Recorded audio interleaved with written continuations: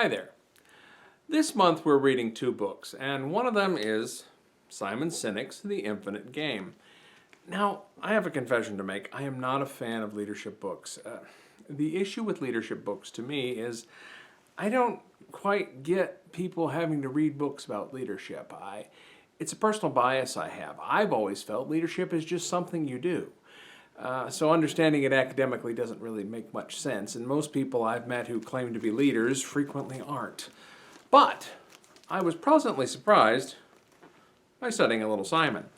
What I learned from Mr. Sinek was that leadership is an infinite game.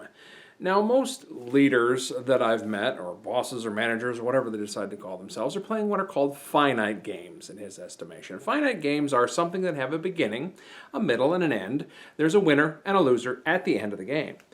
Now, in an infinite game, which he gets from a philosopher from back in the 80s, it's essentially the equivalent of, the analogy I would use is digging in sand. You're constantly doing the same thing over and over again. It's a game being played, and you have to treat it as such. There are opponents, and there's a team, and you're trying to achieve a goal, but there really isn't an end. It's constantly going on, and that's really where I think he's going with The Infinite Game. And I have to admit, it was a delight to read. Now Simon's always fun to read and listen to even, because he's always about stories. He loves to use the anecdotal evidence to prove his point, and he does a great job of it. Now, a couple things that you need to know about this book is it is truly a leadership book, but it's not about the individual. It is about the organization in a long-term sense, and truly that's what leadership should be about. It is about the team and the team that you're leading. And in Start With Why, as I'm sure you're familiar with that book, he talks about having values and principles. And in The Infinite Game, he takes that a step further. And he talks about having a vision, a mission. What is your team trying to accomplish?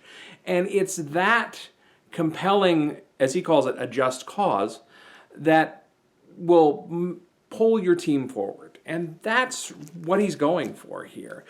There are a couple different, it's all laid out. They're really practical tips, I think would be the best way to say it. And that's what I like about this book. It's phenomenally easy to read. It's a great book to read, and I recommend you pick it up. I'm not going to give you a lot of spoilers here because I want you to read it. Don't take my word for it. Read the book yourself. But there are a lot of things, and I think everything that's in it, you'll find something useful. I took away culture equals values plus behavior. It was just a little one-off line, and yet it struck with me. And I've been working on culture design for quite a while now. So little things like that. You dive into this book, you're going to find something useful. So by all means, check it out. Get it today. If you're not convinced from my recommendation, by all means, go on YouTube and check Simon out yourself. You'll find he's a very compelling speaker as well as an author. So I hope you have a great week. I hope you enjoyed this review, and I will talk to you soon.